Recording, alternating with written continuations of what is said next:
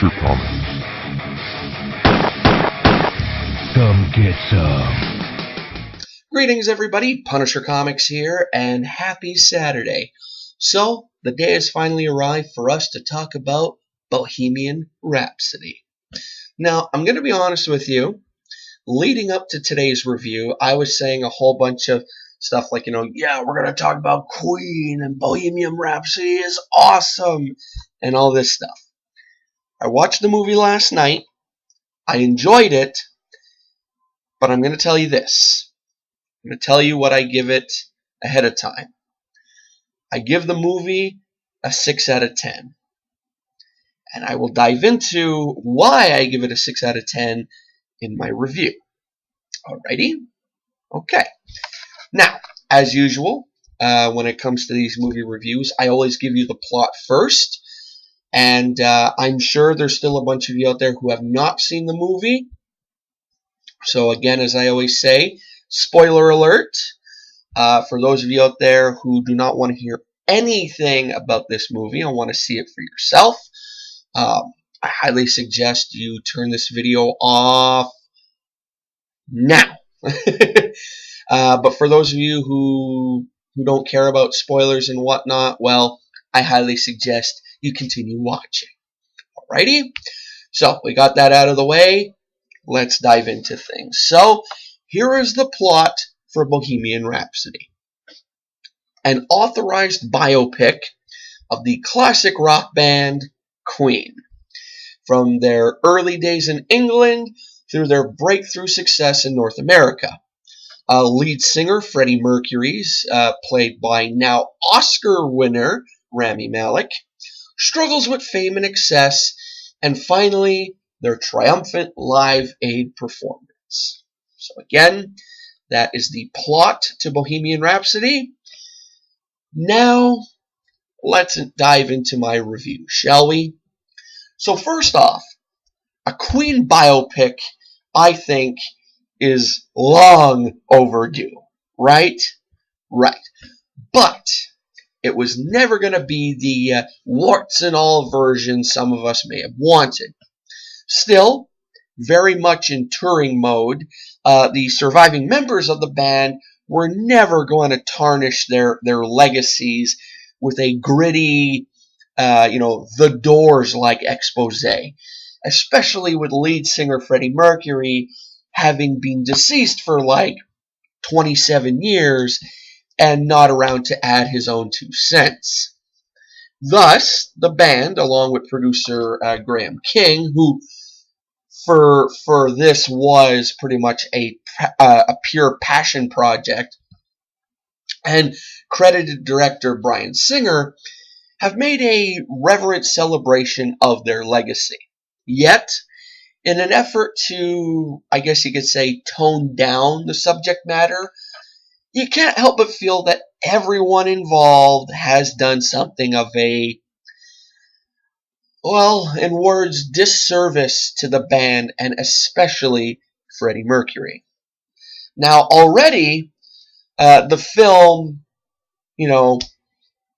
has been criticized for the way it deals with Mercury's homosexuality, and you can't help but notice that in some ways his homosexuality is treated as a kind of dark secret that led him down the road to excess.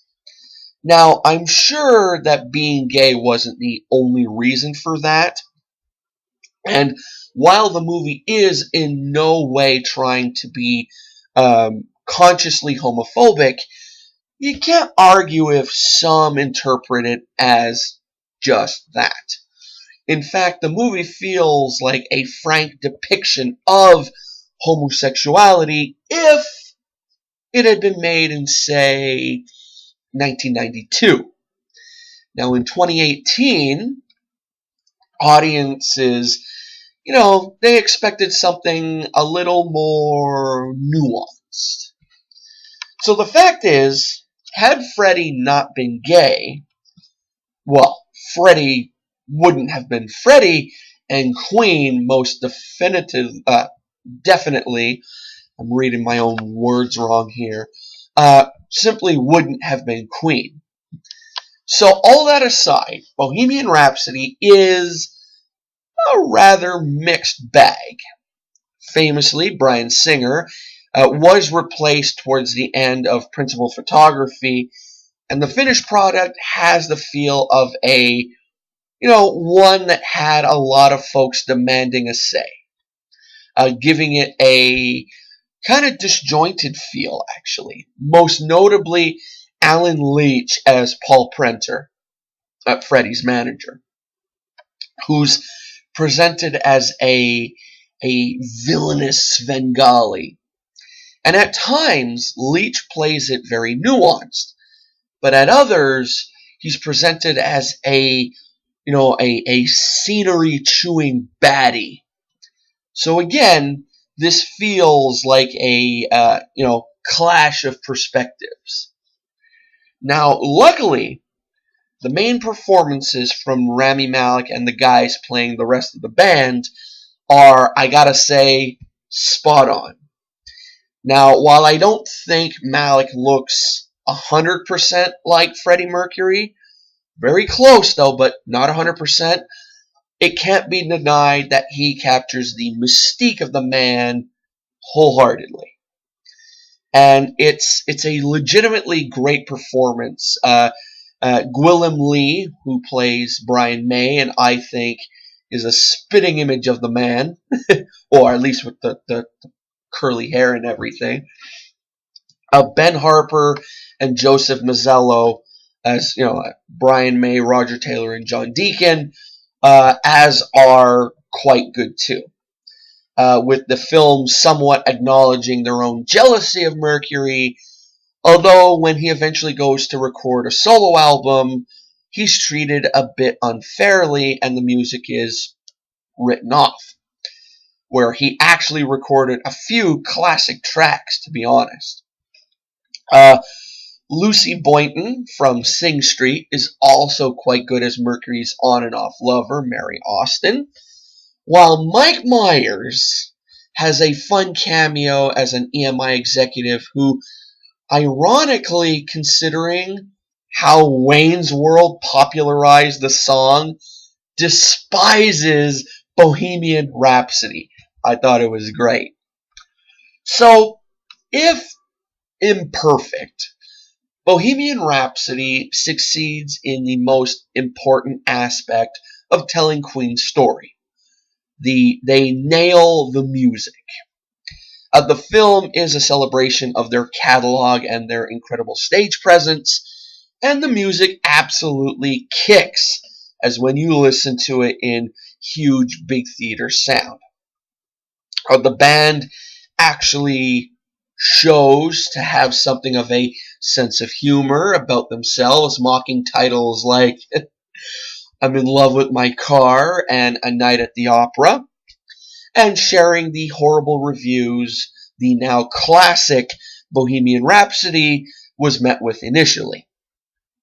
Now, while the dramatic arc that finds the story climaxing at Live Aid was very much not the band's last great hurrah, I mean, they recorded the Bitchin' Highlander soundtrack a year later and kept recording together until just days before Freddie Mercury's death.